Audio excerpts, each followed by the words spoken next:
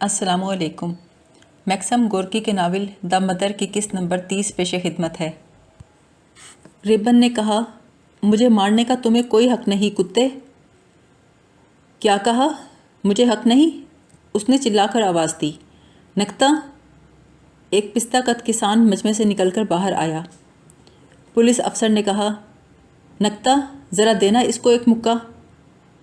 کسان آگے بڑھا، اس نے ریبن کے سر پر ہلکے سے مکہ مارا۔ افسر چیخا، سور کے بچے اس طرح مارتے ہیں؟ مجمع میں سے ایک آواز آئی، اوئے نکتا، خدا کو مت بھولو۔ کسان سر جھکا کر ایک طرف ہٹ گیا۔ پولیس افسر پیر پٹکتے اور گالیاں دیتے ہوئے ریبن کی طرف بڑھا۔ 2 مکے کھا کر ہی ریبن ڈھیر ہو گیا۔ پولیس افسر نے اس کے سینے، بغل اور سر میں ٹھوکریں مارنی شروع کر دیں۔ مجمع میں غصے کی لہر دوڑ گئی۔ لوگوں نے آگے بڑھنا شروع کیا۔ وہ تاڑ گیا۔ اس نے پیچھے ہٹ کر تلوار نکالی، لیکن ایک بار پھر وہ مجمع کو دیکھ کر ڈھیلا پڑ گیا۔ پھیکی نظروں سے ان کی طرف دیکھتے ہوئے پیچھے ہٹنے لگا۔ پھر پھٹی ہوئی آواز میں چلایا، اچھی بات ہے، لے جاؤ اسے، لیکن خود ہی سوچو، یہ ایک سیاسی مجرم ہے۔ یہ شخص لوگوں کو ہمارے حکمران زار کے خلاف بھڑکاتا ہے۔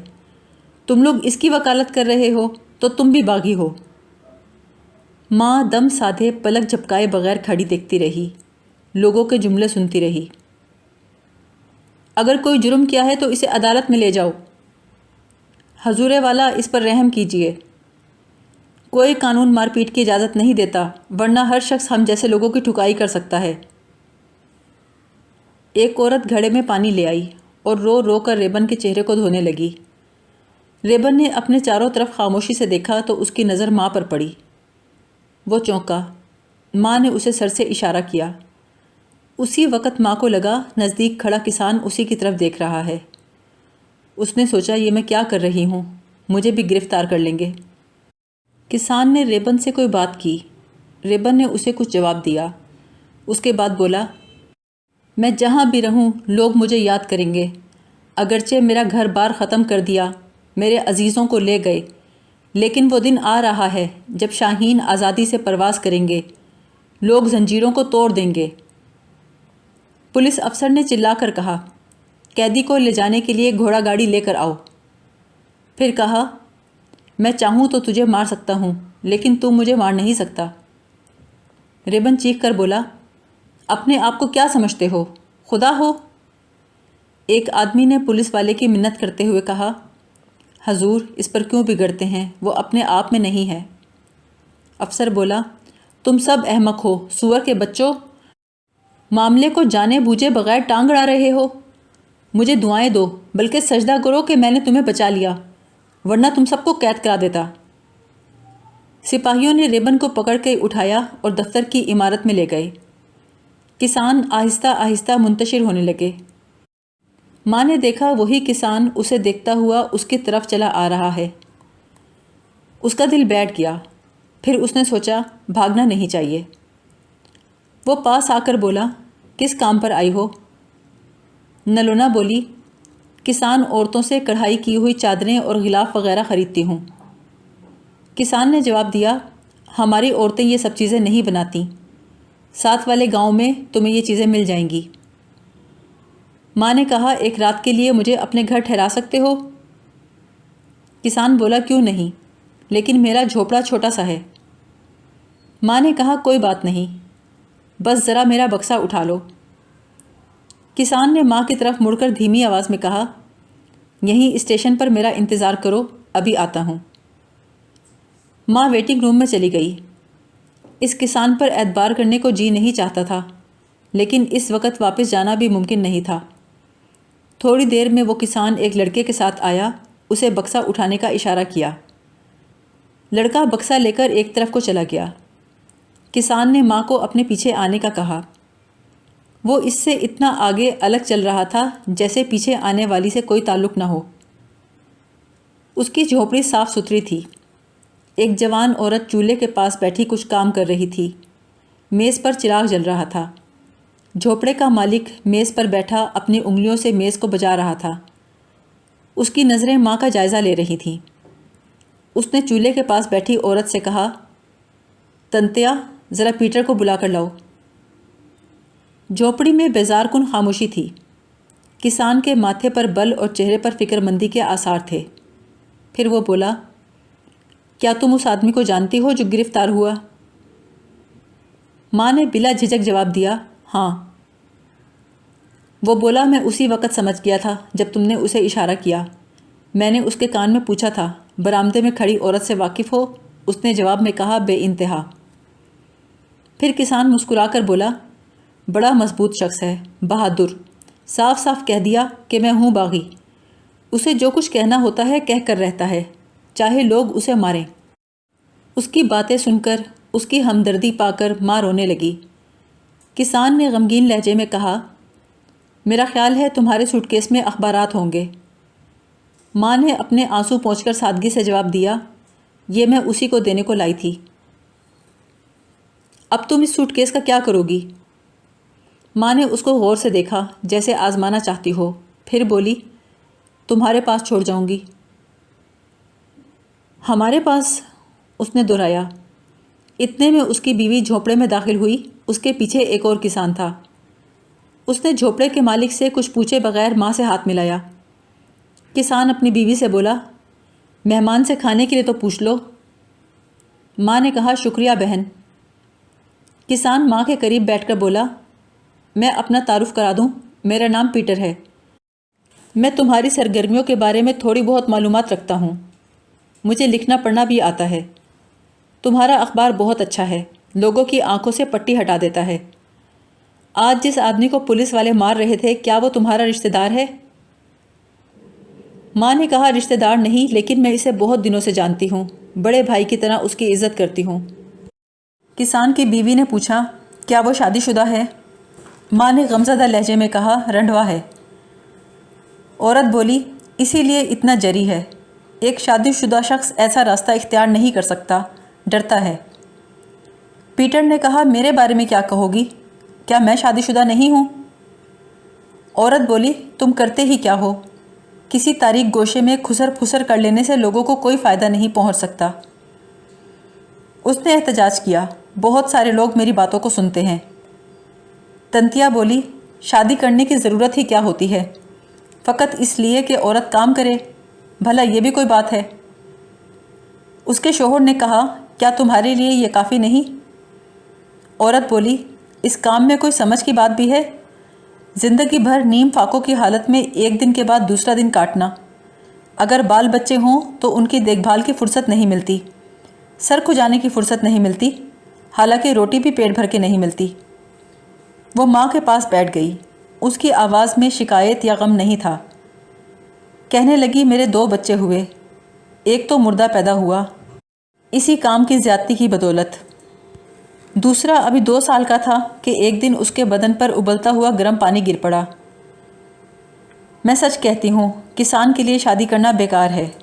اچھے بھلے ٹھیک زندگی بسر کر سکتے ہیں، بہتر زندگی کے لیے کوشش کر سکتے ہیں، لیکن خود اپنے ہاتھوں میں پیروں میں زنجیریں ڈال لیتے ہیں۔ میں ٹھیک کہہ رہی ہوں نا؟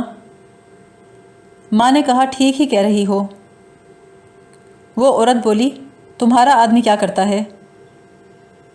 مر گیا ہے، میرا ایک لڑکا ہے۔ تمہارے ساتھ رہتا ہے؟ نہیں، جیل میں ہے، دوسری مرتبہ جیل گیا ہے۔ یہ سب کچھ اس لیے کہ اس نے خدا کی سچائی کو لوگوں کے دلوں میں بویا ہے۔ وہ ایک نوجوان، خوبرو اور ہوشیار لڑکا ہے۔ میرے ہی بیٹن نے ریبن کو اس کام پر لگایا۔ اب بہت جلد اس پر مقدمہ چلایا جائے گا۔ ماں نے اپنے پوشیدہ کام کے بارے میں وہ سب کچھ کہہ دیا جو وہ کہنا چاہتی تھی، جس کی مدد سے لوگوں کو لالچ کی بیڑیوں سے چھڑوانے کی کوشش کی جا رہی تھی۔ کہنے لگی، یہ کام ساری دنیا میں ہو رہا ہے، سارے شہروں میں، ہر جگہ اچھے لوگ موجود ہیں۔ کام بڑھتا جا رہا ہے اور بڑھتا ہی جائے گا، یہاں تک کہ فتح کا وقت آ پہنچے گا۔ ماں حیران تھی کہ اس کی آواز میں تسلسل تھا۔ الفاظ کی تلاش میں اسے کسی دشواری کا سامنا نہیں کرنا پڑا۔ کسان اس کی باتوں سے متاثر تھے، اس کے چہرے پر نظریں گاڑے بیٹھے تھے۔ ماں دوبارہ بولی، ہم لوگ یوں بھی مصیبت کی زندگی گزارتے ہیں۔ ہمیں ان لوگوں کے ساتھ مل جانا چاہیے جو جیلوں میں سڑتے ہیں اور عوام کی خاطر خود کو قربان کر دیتے ہیں۔ اپنے بارے میں سوچے بغیر سارے انسانوں کو مسرت اور خوشی کا راستہ دکھاتے ہیں۔ ایسے لوگوں کے ساتھ چل پڑنے میں پریشان نہیں ہونا چاہیے۔ وہ لوگ چھوٹے موٹے فائدوں سے مطمئن نہیں ہوتے۔ وہ اس وقت تک نہیں رکیں گے جب تک ساری برائیوں اور دھوکوں سے لوگوں کو نجات نہ دلا دیں۔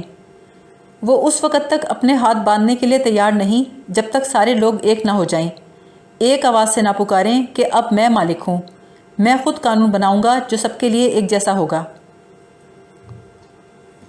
تھکن محسوس کر کے اس نے بات بند کر دی۔ اسے اطمینان ہوا کہ اس کے الفاظ ضائع نہیں گئے۔ پیٹر نے آنکھیں میچ لیں۔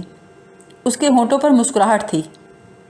جھوپڑی کا مالک استپان نے کمر سیدھی کی، اپنی بیوی کی طرف دیکھا، کچھ سوچ کر کہنے لگا، اگر ایک بار اس کام میں پڑ گئے تو اس کو پورے دل و جان سے کرنا پڑے گا، پیچھے پلٹنے کی بات نہیں۔ ماں دیوار کے سہارے ٹک گئی۔ تنتیا ماں سے مخاطب ہوئی، مجھے تمہاری باتیں بہت اچھی لگیں۔ تم نے زندگی میں بڑے دکھ اٹھائے ہوں گے۔ جن لوگوں کے بارے میں تم بتا رہی ہو ان کی ایک جھلک دیکھنے کے لیے میں کچھ بھی کر سکتی ہوں۔ میں کتابیں پڑھتی ہوں اور سوچتی ہوں کہ زندگی میں کیا ہے۔ کبھی کبھی تو اتنا سوچتی ہوں کہ راتوں کو نیند نہیں آتی۔ تمہاری باتیں سن کر ایسا لگا مجھے یہ سب کچھ پہلے سے معلوم ہے۔ اس کے شوہر نے آہستہ سے کہا، اب کچھ کھا پی کر چراغ گل کر دینا چاہیے، ورنہ لوگ سوچیں گے آج استپان کے گھر میں اتنی دیر تک روشنی کیوں جل رہی ہے۔ پیٹر بولا، ہاں، آج کل پھونک پھونک کر قدم رکھنا پڑتا ہے۔ استپان بولا، مجھے مہمان کی فکر ہے، میں اپنے بارے میں نہیں سوچ رہا۔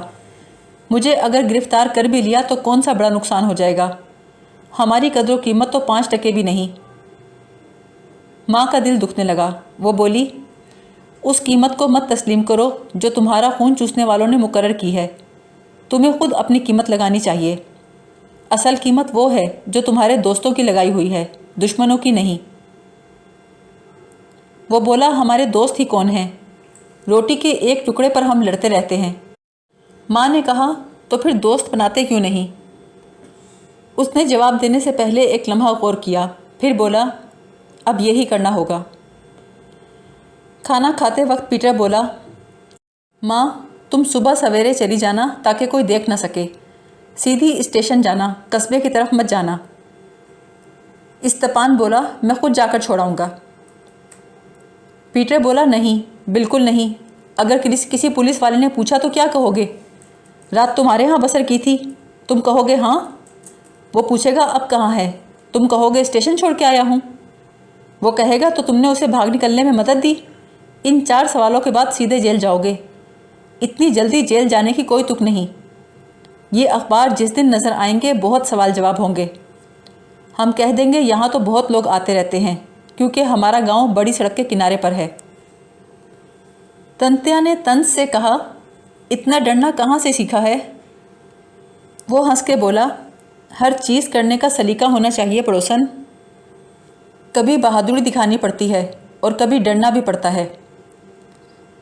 پھر ماں سے بولا، کیا تم مجھ پر بھروسہ کر سکتی ہو؟ میں بہت چھٹا ہوا ہوں۔ تمہارے پرچے اور اخبار ہر جگہ تقسیم کر دوں گا۔ جانتا ہوں ان پرچوں میں بالکل سچی باتیں لکھی ہیں۔ جو لوگ پڑھنا نہیں جانتے وہ سن کر ہی پڑھے لکھوں سے زیادہ سمجھدار ہو گئے ہیں۔ تھوڑے دن پہلے نزدیکی گاؤں میں کچھ عہدیدار ٹیکس اکٹھا کرنے آئے۔ کسان لاٹھیاں لے کر کھڑے ہو گئے۔ پولیس افسر نے چلا کر کہا، حرام زادوں، اب زار کے خلاف اٹھ کھڑے ہوئے ہو؟ ایک کسان نے جواب دیا، زار کے ساتھ تم بھی جہنم میں جاؤ۔ یہ کیسا زار ہے، ہمارے بدن سے چیتھڑے بھی اتار لینا چاہتا ہے۔ تو اب یہ حالت ہو گئی ہے ماں۔ اس کو پکڑ کر لے گئے، جیل میں ڈال دیا، لیکن اس کے الفاظ تو وہی رہ گئے نا۔ بچوں تک کو یاد ہے کہ اس نے کیا کہا تھا۔ وہ مسلسل دھیمی آواز میں بات کر رہا تھا، بڑی دیر تک اپنے قصے بیان کرتا رہا، پھر اٹھ کر ماں سے ہاتھ ملاتے ہوئے کہا، ہو سکتا ہے ہم دوبارہ کبھی نہ ملیں، لیکن میں تمہیں بتانا چاہتا ہوں کہ تم سے مل کر، تمہاری ساری باتیں سن کر کتنا اچھا لگا۔ اس کے جانے کے بعد تنتیا بولی، اب کیا کرنا چاہیے؟ لوگوں کی بغاوت کا وقت ابھی نہیں آیا۔ ہر شخص یہ بات سوچ ضرور رہا ہے، لیکن ضرورت اس بات کی ہے کہ لوگ اونچی آواز میں سوچیں۔ آخر پہل کسی کو تو کرنا ہوگی۔ تم کہتی ہو کہ کھاتے پیتے گھروں کے لڑکے لڑکیاں بھی اس کام میں شریک ہیں۔ وہ لڑکیاں مزدوروں سے ملتی جلتی ہیں، انہیں پڑھاتی ہیں، بھلا ان سے ڈرتی نہیں ہیں؟ ماں کا تسلی بخش جواب سن کر اس نے ایک گہرا سانس لیا اور بولی، ایک کتاب میں نے پڑھا تھا بے معنی زندگی، آج میں اس کے مفہوم سے واقف ہوں، یعنی زندگی میں معنی ہو مگر ربط نہ ہو، بالکل ایسے جیسے چرواہے کے بغیر بھیڑ بکریاں جنہیں کوئی جمع کرنے والا نہ ہو۔ اس عورت کے لہجے میں جو تکلیف اور درد تھا، ماں اسے سمجھ گئی۔ اسے دلاسا دینا، اس کا دل بڑھانا ضروری تھا۔